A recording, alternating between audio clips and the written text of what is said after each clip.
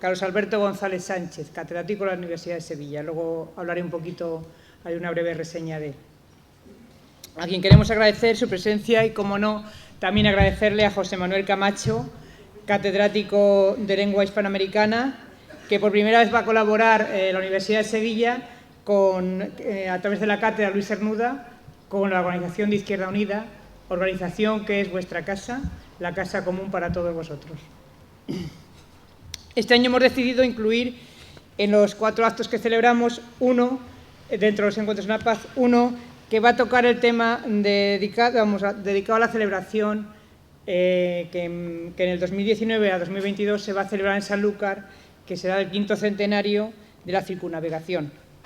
De esta forma vamos dando a conocer la importancia de este hito y el hecho de que Sanlúcar fuera puerto de salida y de regreso de esta aventura, para que los sanluqueños empiecen a conocer su historia y reivindicarla en nuestro pasado, sin olvidar qué presente vivimos y qué futuro deseamos. Este martes se aprobó en el Pleno, por fin, por todos los partidos políticos que lo componen, una moción en la que se planteaba la necesidad de retomar un proyecto que estaba parado en este sentido y necesitaba incluir a todos los agentes sociales, económicos, empresariales y políticos, sobre todo de la localidad, ¿no? Y también no podemos dejarlo solamente en la localidad, sino aquí tienen que participar todos los elementos políticos a través de autonómicos, del Gobierno central e incluso del Parlamento Europeo, porque se trata de un acontecimiento muy importante, igual que se ha hecho en el 5º centenario de Santa Teresa o en el 4º centenario de la muerte de Cervantes, que ha pasado a manos ministeriales y a través de ahí se han creado comisiones desde el Estado porque así lo requiere, y creo que Sanlúcar se merece que este hecho se celebre de esa manera, ¿no? Si no, no podríamos llegar a hacer un acontecimiento de este tipo, ¿no? Se aprobó, como he dicho, por todos los partidos políticos y Izquierda Unida hizo una alegación para que se incluyera, que se creara una comisión municipal en la que estuvieran presentes todas las asociaciones, todas las fuerzas vivas de la ciudad, pero siempre llevando a cabo la voz, el voto de los partidos políticos, que serán quienes decidan cómo va a ser este proyecto de ciudad para esos momentos. Para Izquierda Unida no es ninguna novedad esta celebración, pues la celebración de este evento pues ya figuraba en nuestros programas electorales en la legislatura anterior y también en esta, como un importante pilar para dar un avance cualitativo a la ciudad de Sanlúcar. Nos unimos en la reivindicación de un pasado que Sanlúcar vivió 5 siglos atrás. Es para Izquierda Unida el momento de hacer de Sanlúcar un lugar de encuentro, un sitio donde podamos recuperar monumentos, iglesias, conventos, obras civiles, calles, etcétera. Lugares que en Sanlúcar nos recuerdan esos años que tuvieron una importancia fundamental para el devenir de nuestra ciudad. Por eso es hora de poner en marcha este proyecto de ciudad, necesario para dar un impulso definitivo a la configuración de una ciudad como la nuestra, que tanto tuvo que ver con la primera circunnavegación que iniciaron Magallanes y Elcano. Para celebrar adecuadamente estos eventos sería necesaria la convergencia, como hemos dicho, de todas las entidades, instituciones y asociaciones que están interesadas en esta celebración. Estas convergencias, por supuesto, traspasan el ámbito, como he dicho antes, el ámbito local, por lo que es muy necesario que todos los partidos que constituyan este pleno vayan unidos para exigir que nuestra voz se oiga y nuestra voz sea reivindicativa, exigiendo el sitio de honor que a esta ciudad le corresponde junto a los demás lugares del mundo que conservan viva la memoria de este hecho. Así es en el Parlamento andaluz, como he dicho, en el Parlamento de la Nación, en el Parlamento Europeo. Es una oportunidad histórica única para proyectar a nivel mundial, pues hay implicados más de 35 países en este tema, ¿no? Nuestra historia, nuestra cultura y nuestra economía. Hablo de la española en general. Servirán para reforzar los lazos de unión entre España y América. Hemos visto cómo a nivel nacional se están impulsando, como he dicho antes, estas efemérides, como ha sido el 5º centenario de Santa Teresa, Ávila, que es una ciudad pequeña, está teniendo su momento, ¿no? O el 4º centenario de la muerte de Cervantes, pues cómo no, Sanlúcar sería como la primera vez que una ciudad de este tamaño pues diera este salto tan importante, y sería un proyecto de ciudad, y creo que muy importante para los ciudadanos de Sanlúcar y para nuestro ayuntamiento también, ¿no? En estos tiempos de crisis, en un proyecto de ciudad como este, en torno a la primera circunnavegación, es una oportunidad que no podemos dejar pasar tan alegremente como ocurrió con otras efemérides. Y quiero recordar, por ejemplo, la del año pasado, que a Sanlúcar llegó Hasekura Susenaga, que lo trabajaba mucho con Paco Pacheco, ¿no? Hasekura Susenaga era un japonés que llegó por primera vez a través de las corrientes del Kuroshima, llegó a Sanlúcar, atravesando el Océano Pacífico, y llegó luego por Coria hasta Sevilla para ir a ver el Vaticano. Bueno, es una historia bonita de contar, ¿no? De ahí que en Coria se quedan muchos japoneses, por eso está el apellido Japón, y por eso en Coria viven en torno a este japonés, así de claro, tienen una parte del turismo dedicada al japonés. Y Sanlúcar, que fue el puerto de llegada donde se recibió, donde se alojó aquí en el Palacio del Duque de Macedonia, hemos dejado pasar sin nada. Creo que no se ha hecho ninguna, no sé si a través de alguna asociación, algún encuentro, alguna conferencia, pero dejamos pasar este acto que creo que era importante pues para eso, para ir marcando puntos en torno a esto de la circunnavegación también y haber atraído a través el turismo japonés, que es tan importante para nuestro turismo, ¿no? Un turismo que no hace ruido, que trae dinero y que viene hasta Jerez, pero a Sanlúcar nunca llega, ¿no? Entonces voy a ser una buena oportunidad pues, para trabajar este tema y conseguir que las agencias de viaje y demás gente implicada pudieran llegar hasta aquí, ¿no? Ese turismo. Pero se perdió, no fuimos capaces de estar a la altura de ese pasado histórico, ¿no? Así que reivindicar la historia con proyección en el presente es una tarea que estamos seguros será un bien para Sanlúcar, pues puede ser una forma de que el Ayuntamiento pueda ampliar su patrimonio adquiriendo edificios que han sido embargados, edificios antiguos, están embargados por los bancos. Es un buen momento ahora en la crisis porque están más baratas las casas y entonces quizá se pueda llegar a acuerdos con estas entidades bancarias que las tienen para que el Ayuntamiento pueda adquirir algunas de ellas, ¿no? Y sirvan pues, para alojar exposiciones y exposiciones sobre todo de los países implicados en esta vuelta al mundo, y luego va a servir para que en Sanlúcar quede ese patrimonio para siempre, para poder utilizarlo como exposiciones, salas de exposiciones o incluso como departamentos del Ayuntamiento que tanto carece, ¿no? No solo este hito histórico mejorará la economía de nuestra ciudad, pues seguro traerá también mucho empleo para las personas, sino que sea una forma de que los sanluqueños empiecen a conocer su historia y a reivindicarla en nuestro pasado, sin olvidar qué presente, como he dicho antes, queremos vivir y qué futuro vamos a tener, ¿no?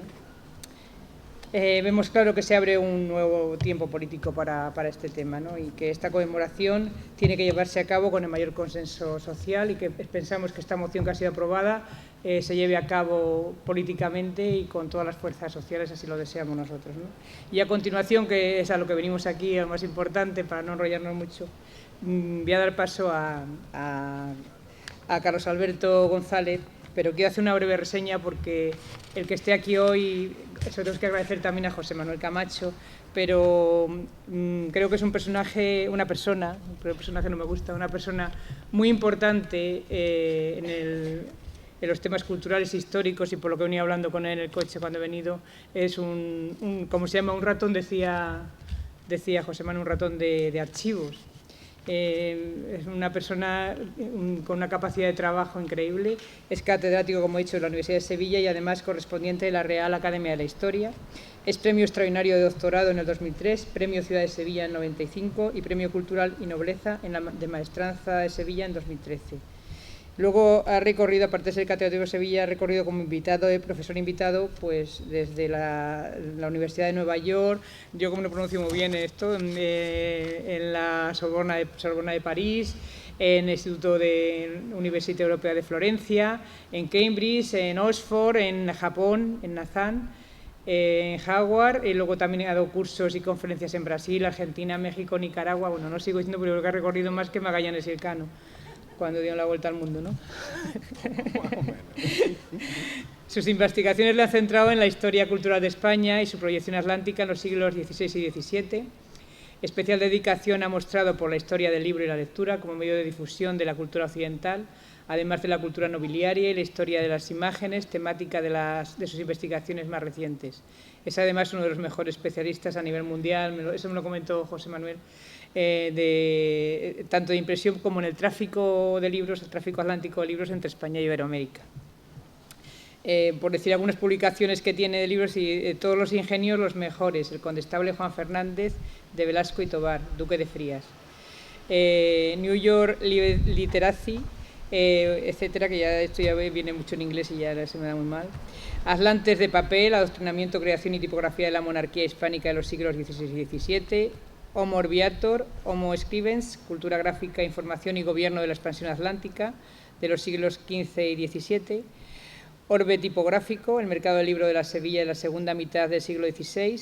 Grafía del imaginario, representaciones culturales en España y América. Los mundos del libro, medios de difusión de la cultura occidental en las Indias del siglo XVI y XVII, dineros de Ventura, la varia fortuna de la emigración a las Indias, siglo XVI y XVII. Y yo creo que ya está, con esto nos vale ya, porque si no lo que nos importa es que él empiece a hablar de lo que ha preparado y ya nos irá dando toques, y luego al final haremos una rueda de preguntas concretas nada más para que él nos conteste. Pues doy paso a Carlos Alberto.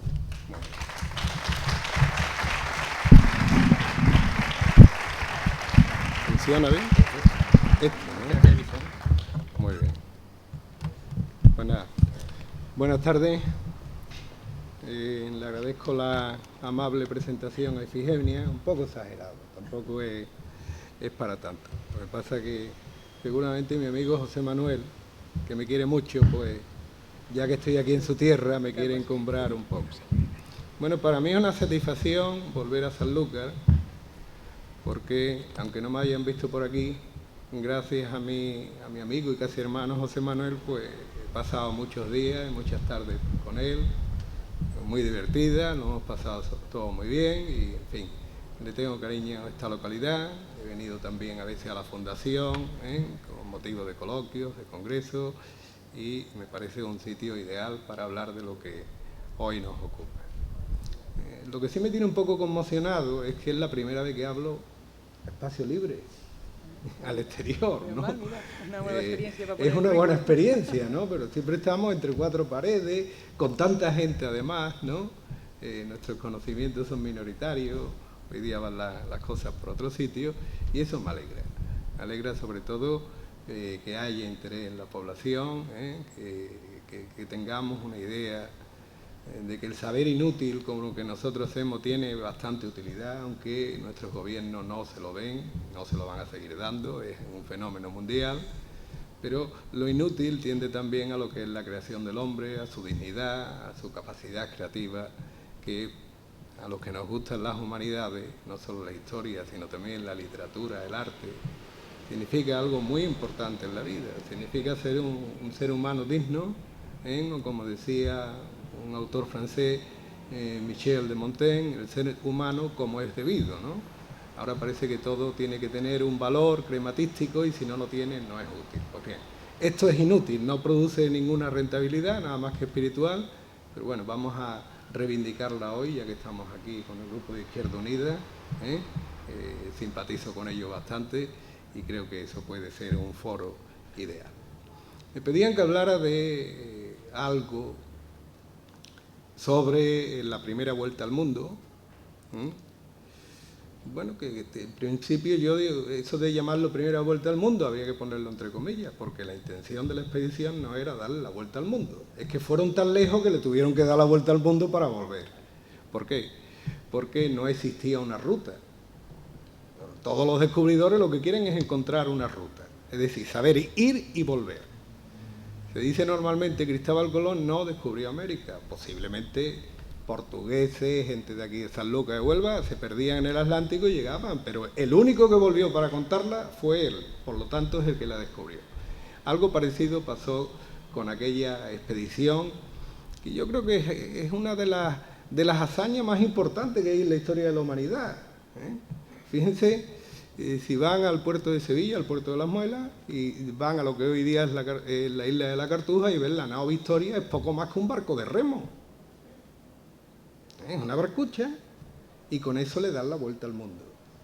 Bien, eso cuando yo empecé a estudiar el tema de la expansión europea, que es como se le llama, es lo que me fascinaba.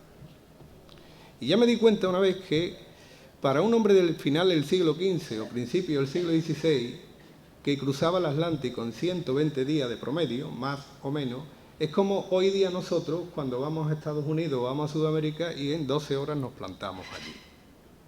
Sí.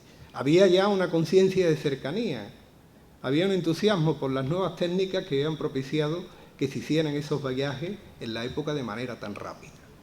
Incluso hay un escritor en el siglo XVII, Cristóbal Suárez de Figueroa, que tiene una anécdota bastante simpática. En su obra llamada El pasajero, cuenta que un día estaba por Triana, en Sevilla. Dice, lo que más me admiraba es que la poca cordura de esta gente.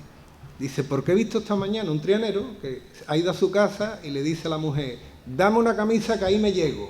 Dice, y se fue a Panamá. Es decir, como cuando le decimos en casa, oye, que voy a ir a la esquina, voy a ir con un amigo a tomarme una copa o lo que sea, pues este se fue a Panamá. Y así continuamente. Es decir, todos aquellos fenómenos del descubrimiento creó algo nuevo en Europa. Y esa novedad tiene mucho que ver con lo que es el título de esta charla, es el origen de la modernidad. ¿Por qué? El origen de la modernidad, que tiene lugar en el Renacimiento, a grandes rasgos los siglos XV y XVI, que es cuando se ponen las bases de nuestro mundo moderno. Por ejemplo, la fórmula política del Estado es una creación del Renacimiento. Yo creo que por eso está en crisis, porque ya es demasiado viejo. Y no lo digo como una broma, lo afirmo. Creo que como todo en el devenir de la humanidad tiene un principio y un fin, y el modelo del Estado está en su fin, eso está claro. Porque se inventa en aquella época, se teoriza, no es lo mismo que ahora. Las primeras prácticas capitalistas, lo que es el capitalismo, también es de aquella época, es decir, realizar la economía con el único objetivo de la ganancia. Aquellos navegantes de la expedición de Juan Sebastián Elcano y de Magallanes no lo hacían por espíritu de aventura. Ellos iban buscando el mercado de las especies, es decir, mucho dinero. Ya que las especies, además de ser unos condimentos mágicos, entonces había una realidad plagada de magia. Tenemos que decir que la pimienta, el jengibre, la canela tenían un valor muy superior al oro. Baste recordar que cuando se casa Carlos V con la reina Isabel, la princesa Isabel de Portugal, el regalo del rey de Portugal a Carlos V es 1 kilo de pimienta. 1 kilo de pimienta. Evidentemente la pimienta y todas las especias que utilizamos en aquella época solo lo podían utilizar los multimillonarios, que los había. Y esos multimillonarios de la época, aparte de los grandes nobles, aunque ya estaban hasta en recesión, eran precisamente los grandes mercaderes, los primeros capitalistas, que son los que empiezan a financiar esas expediciones, y gracias a la financiación de esas expediciones se produce lo que hoy día llamamos globalización, es decir, un mundo unido. Pues lo que consigue la expedición de Elcano, de Magallanes y Elcano, precisamente es la primera globalización. Sin quererlo, resulta que circunnavegaron las costas sur de América, cruzaron el Cabo de Hornos, el Estrecho de Magallanes, que lo pasaron bastante mal, todavía se pasa muy mal. Es una de las aventuras mejores que yo he hecho, es precisamente circunnavegarlo en un viaje que hice a Argentina, y no lo recomiendo, desde luego. De ahí llegan a Oriente, llegan a Filipinas. Y después dice, ¿cómo volvemos? Dice, pues tenemos que volver por lo único que conocemos, por el Índico. Ahí recorren toda la costa índica hasta llegar al Cabo de Buena Esperanza y llegar a Sevilla. Pero era una expedición comercial. Y al final, aunque pararon en el objetivo, que era el Maluco, las Molucas, cargaron los barcos de pimienta, pero lo perdieron todo. Y llegaron exhaustos, esa nao Victoria destrozada, al puerto de Sevilla.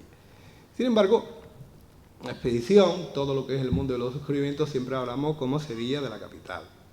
Pero hay que decir que Sevilla es un puerto interior, es un puerto fluvial. Y Sevilla, como capital de los negocios americanos, no se entiende en lo que se llamaba entonces su antepuerto, que era Sanlúcar de Barrameda. Muchas veces me preguntan mis alumnos, ¿las flotas cuando salían de Sevilla? Las flotas no salían de Sevilla, salían barcos sueltos y las flotas se armaban aquí, precisamente. Aquí es donde se armaba la flota, en pleno del mar. Y en todo este proceso de que estamos viendo, pues tiene un protagonismo un océano, el Atlántico, el océano Atlántico. Ese océano Atlántico a finales del siglo XV era un misterio, era algo misterioso. Bueno, todo el mar era algo onírico, el mar era el dominio del mal, estaba lleno de monstruos, de diablos, los peces gigantes como las ballenas, había que tenerle miedo, era como un reto a lo sagrado que no se quedaba sin castigo. Por ello, siempre que había algún problema en el mar, lo que hacían era echar imágenes de santos, rezar al agua para calmar a los demonios que habitaban en él. Porque, como digo, es una maravilla es un portento, y lo creían además lleno de maravillas. Y eso da lugar a la curiosidad, eso da lugar también a la interpretación de esas maravillas, de esos monstruos, de esos seres míticos que los clásicos situaban en la frontera era la India, que es donde ellos iban a buscarlo, no existían, creían verlo, o simplemente las nuevas realidades, las novedades las interpretaban en función de sus referentes. Es lógico que cuando iban a las selvas amazónicas y se encontraban, o a las selvas tropicales en general, una anaconda, eso lo identificaran con un dragón. Y también porque en la Edad Media había una noción de maravilla diferente a la Edad moderna. Una maravilla es algo fantástico, ahora voy a darles una lista para que lo vean, algo inopinado, que es lo que ellos consideraban el Atlántico en general. Por tanto, superar el Atlántico era pasar de lo desconocido a lo conocido. Pero ya en el siglo XVI, lo mismo que se han producido esas novedades del espíritu de la modernidad, el espíritu de la modernidad también es el espíritu de la ciencia, de dar una explicación a las realidades distinta a la que se le estaba dando con una concesión mágica. Vamos a poner un ejemplo. Fíjense, en la Edad Media, tengo por aquí la lista, la noción de maravilla se limitaba a lo que contaban los antiguos viajeros del siglo XIII que iban al Oriente por ruta terrestre, Marco Polo, Mandeville, aunque Mandeville no existió nunca, pero tenemos su libro, y ellos hablaban de lo que habían visto. Evidentemente no lo habían visto. Ya en la época había un refrán que decía que quien a tierras lejanas va, si no mentía, mentirá. Y esta gente mentía mucho. Eso suele ocurrir. Yo de mi niñez recuerdo cuando llegaban en verano los emigrantes de mi barrio de Alemania y nos contaban cosas fascinantes, ¿no? Nos quedábamos embobados. Pero bueno, como decía Gemelli Careri, dice, en el caso de las Indias, en el siglo XVI, es mejor todavía. Dice, porque nadie va a ir a comprobarlo. Dice, cuando esta gente han venido, por ejemplo, del Maluco, dice, ahora que vaya uno y vea y si lo puede controlar. Pues bien, esa maravilla, es decir, algo inexplicable que decían los viajeros del siglo XIII, XIV y primera mitad del XV eran, por ejemplo, lo que nos decían los bestiarios medievales. Vamos a poner equinocéfalos, hombres con cabeza de asno o de caballo. Teníamos también sinocéfalos, con cabeza de perro. Blemia. El blemia eran unos seres que no tenían cabeza, la cara la tenían en el pecho. Incluso en los bestiarios medievales aparecen los dos ojos, la boca en el pecho. Hesiápodos.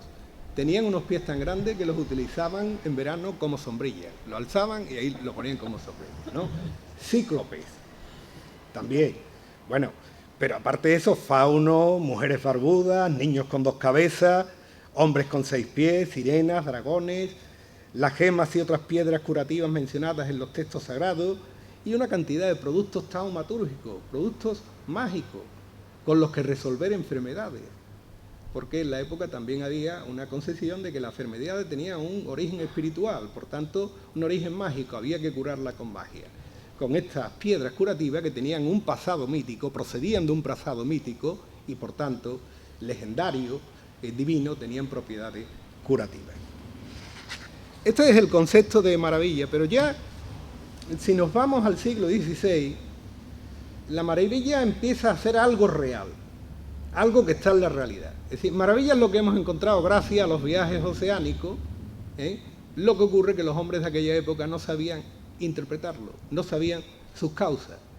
Pero a medida que va avanzando el conocimiento científico, esas causas las van a ir averiguando cada vez progresivamente.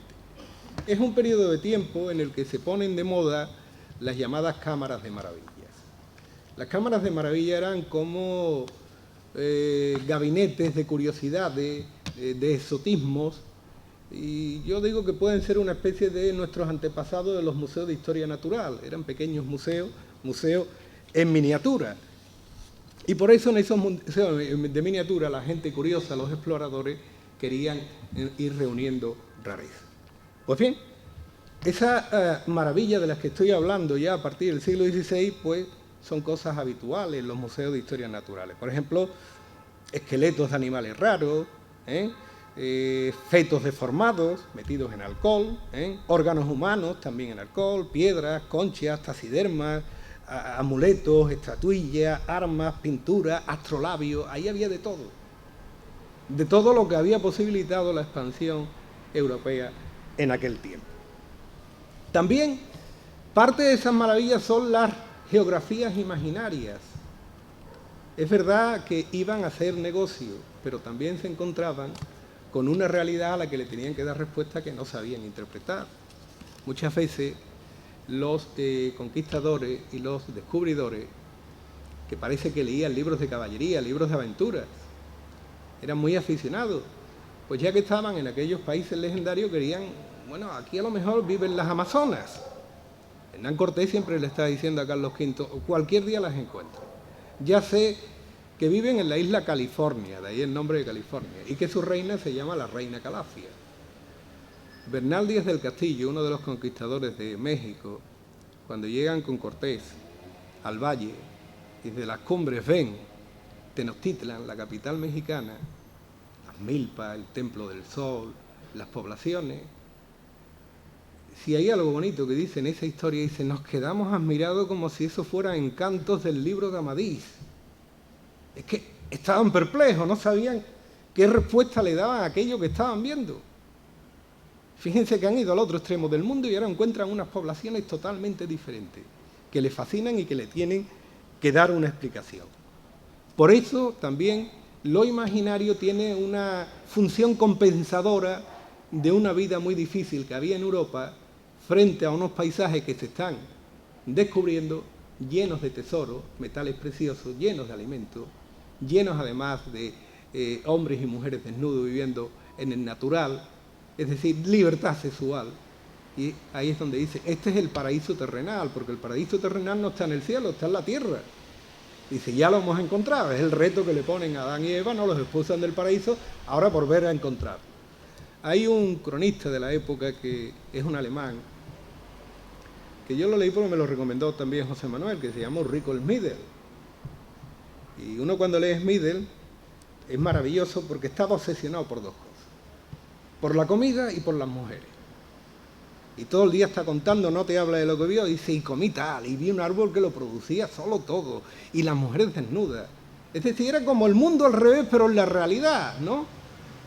En la realidad. Es decir, es un mundo que está lleno de bondades, por eso lo identifican como el paraíso, que tiene un buen clima, que tiene una buena habitabilidad, y por tanto hay que sublimarlo a la idea de una maravilla, pero una maravilla que no es mentira, no es imaginaria, sino que está ahí, por voluntad divina.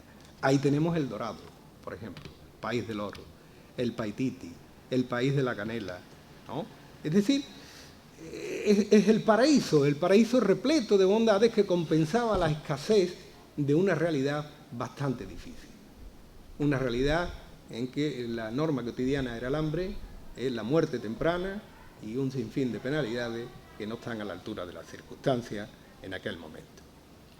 Por ello, esas novedades que van a ir llegando desde Sanlúcar a Sevilla, cuando llegan los barcos, pues van a tener un impacto en la realidad de esta Andalucía occidental, de estos antepuertos que tuvieron su protagonismo. Por ejemplo, hay un autor que yo les recomiendo que lean, que es fácil, que es Fray Bartolomé de las Casas.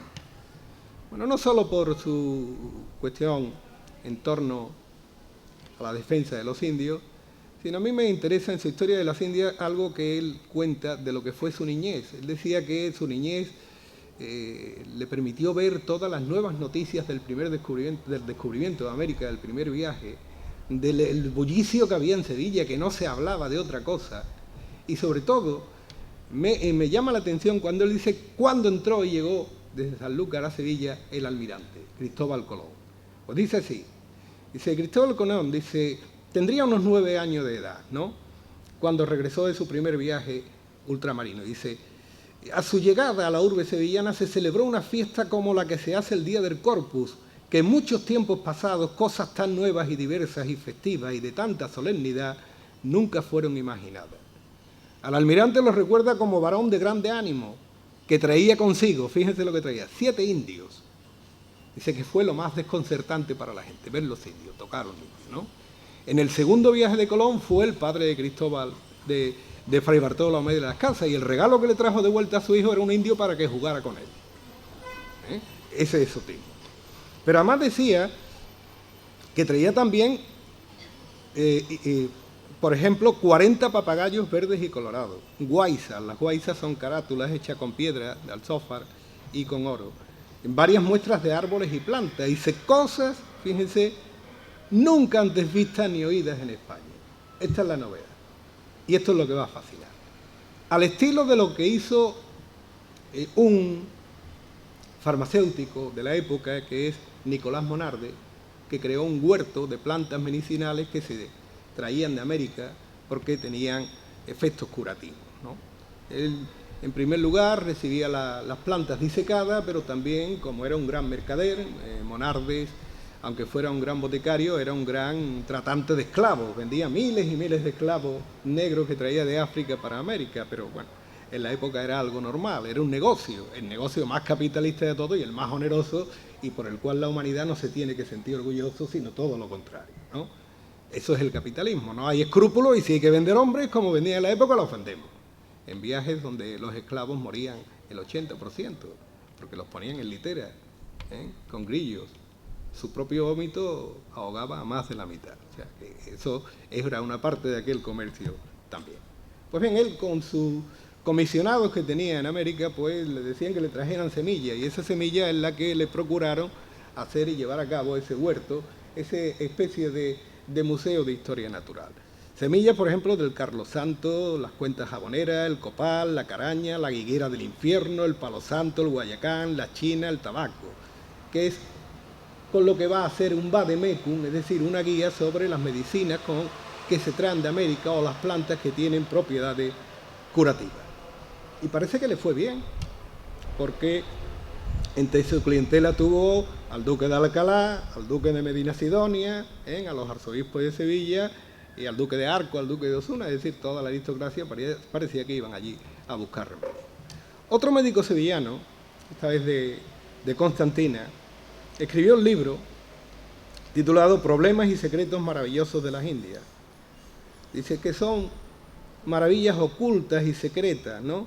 Y dice que si los oyera Plinio quedara absorto y espantado. Estos hombres, su comparación, son los sabios de la antigüedad. Y por eso dice, el descubrimiento de América es algo que ellos no hicieron. Y siempre están hablando de ello. Si lo leyera Plinio. Cieza de León. Esto lo debería haber escrito Tito Livio. Y así sucesivamente, la comparación con los clásicos. Fernández de Oviedo. Esto que estoy viendo ni se estudia en Bolonia, ni en París, ni en Salamanca. Es decir, no se estudia en las 3 universidades mejores del mundo en aquella época. Y Secretos de la Naturaleza nos va dando unas pistas de cómo ya esa maravilla se va introduciendo en la vida cotidiana, ¿no? Entre otros muchos fenómenos, por ejemplo, observó, dice él, que el zumo de la yuca, si se bebe crudo, mata, pero hervido beneficia al cuerpo, en tanto que el peyote enloquece, y es verdad, y provoca alucinaciones. El chocolate o el maíz o la grana son también medicina. Habla también de unos cangrejos del maluco, de las malucas, que excitaban la lujuria. Y sobre todo habla del cuerno del unicornio. No era el unicornio, era el rinoceronte, el abada. Y ese era el elemento más buscado en todo este proceso, porque tenía, decía, propiedades mágicas muy importantes. Sabemos que en Sevilla, por ejemplo, cuernos del unicornio lo tuvieron algunos personajes, ¿no? Sobre todo médicos, el marqués de Tarifa, la mujer de Hernán Cortés, pues lo atesoraban. Seguramente también Nicolás Monarde.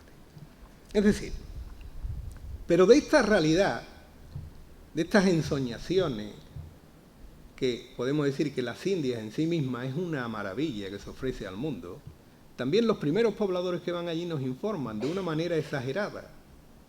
¿Por qué? porque las cartas que tenemos de ellos, que le enviaban a sus familiares, eran cartas que lo que hacían era, como decimos hoy día, ponerle los dientes largos para que fueran a vivir allí. Cuando están muy bien no se acuerdan de nadie. Por ello, siempre están enfatizando en las bondades de aquellas tierras que gracias al Atlántico se iban descubriendo. Por ejemplo, en una, por ponerle un par de ejemplos, desde Lima, un tal Sebastián Cabrera, que escribe a su pariente en Sanlúcar de Barrameda, por eso la he traído, dice lo siguiente, de Lima: es la mejor tierra que calienta el sol en cristiano, porque no saben qué cosa es hambre, y que no hay más que derramar trigo y echarle agua y hacerse cañaveral de grano, que de una fanega toman 50. Fíjense que siempre es el hambre, eliminar el hambre, porque era la constante vital. Pero también algo que interesa, aplacar el hambre con poca inversión de trabajo. Porque como decía mucho, dice, vete de esas tierras de Castilla o de Andalucía, que ahí están los hombres estragados y trabajando día y noche no alcanzan para comer. Bueno, en otra, desde Potosí, una de las ciudades más ricas del mundo, la ciudad de La Plata, dice un emigrante a su hermano, dice, la carne es de balde, oro y plata, ni que decir hay, que es como tierra. Dice, es la gloria esta tierra, que no falta más que del paraíso para hacer cielo todo ella. Bueno, estos son ensoñaciones, porque al final, como en todos los procesos migratorios, la realidad iba a ofrecer disparmente fortunas y desgracias, ¿no? También los hay de cuenta, dice, esto es horrible, yo me quiero ir de aquí, esto de Nuevo Mundo no tiene nada, me han engañado, vendí mis tierras, ¿no? Dejé lo cierto por lo dudoso, como decían también. Pero el Atlántico se proyectó en el Pacífico. Y se proyectó en el Pacífico gracias a la expedición que hoy día nos consiste. El Océano Pacífico lo descubrió en el Istmo de Panamá Vasco Núñez de Balboa. En 1513 le dio el nombre de Mar del Sur, la Mar del Sur. Pero el nombre de Pacífico se lo daría Magallanes cuando están en el Estrecho de Magallanes. No se sabe por qué. Gemelli Careri dice, este hombre cómo le puso Pacífico, si es el mar más agitado que he visto nunca, ¿no? Sería que por aquella zona estuviera el Pacífico. Por otras maneras también, en el Istmo de Panamá, el Pacífico son aguas tranquilas, ¿no? Pero sí es verdad que el Océano Pacífico permitió aquella primera globalización y poner en contacto todo el planeta y sobre todo realidades que estaban siempre en un mutuo desconocimiento. Europa, África, Asia y el lejano Oriente. Es esto lo que hoy día llamamos Australia, pero que ya a mediados del siglo XVI hubo algunos intentos, y sobre todo al final, de ir a descubrirlo, como Pedro Suárez de Figueroa, un portugués, que convenció a Felipe III que le diera una gran cantidad de dinero y solo llegó a unas islas cercanas a Australia, pero que no pudo llegar a descubrirla. El nombre Australia, que hoy día la gente cree que es por la tierra austral, es el homenaje que Fernández de Quirós le da a la dinastía de los Austrias española y por eso se llama Australia, debido a la dinastía de los Austrias. Ahí es donde debemos nosotros insertar estas expediciones de la primera vuelta al mundo, en una primera muerte al mundo, además, como he dicho, fortuita, pero que tienen la importancia en cuanto ya crean un espacio comercial unido que va a tener un elemento unificador, que es la plata americana. En Oriente no hay plata, todo el que quisiera realizar buenas operaciones comerciales tenía que tener buena moneda y la buena moneda solo era de plata, de oro y depende de los quilates que tendrían y eso es lo que globaliza el mundo, más que la cultura. Aunque es verdad que hay mestizaje, enfrentamientos de modo de vida y maneras diferentes de asumir la realidad, es la plata la que termina globalizando el mundo. Bueno, pues ya por ir terminando, por si quieren hacer alguna pregunta, podemos hacer también alusión a lo que significó el lejano Oriente en Sevilla y en Sanlúcar. Bueno, el lejano Oriente eran lugares muy alejados de los que se tenían pocas noticias en el sur andaluz. La gente lo consideraban espacios míticos, muy remotos, repletos de tesoros, de especias y de otras mercancías realmente importantes y de una alta carestía.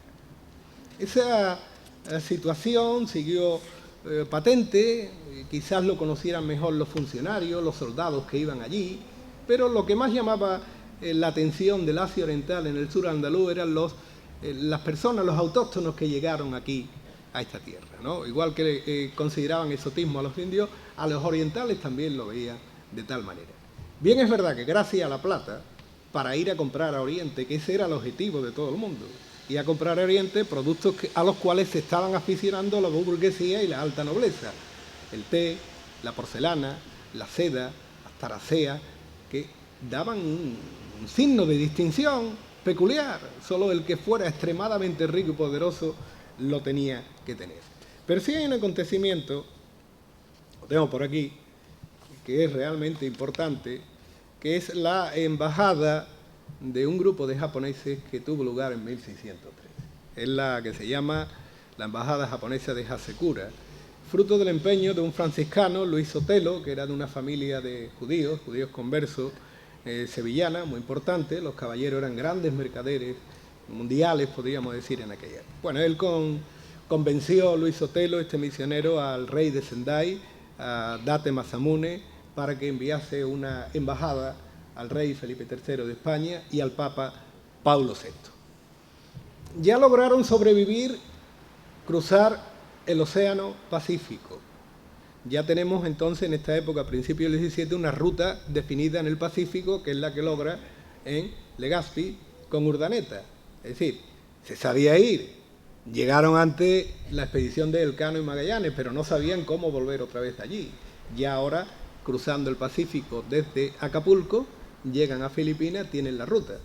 Una ruta que no era una broma. 6 meses de navegación.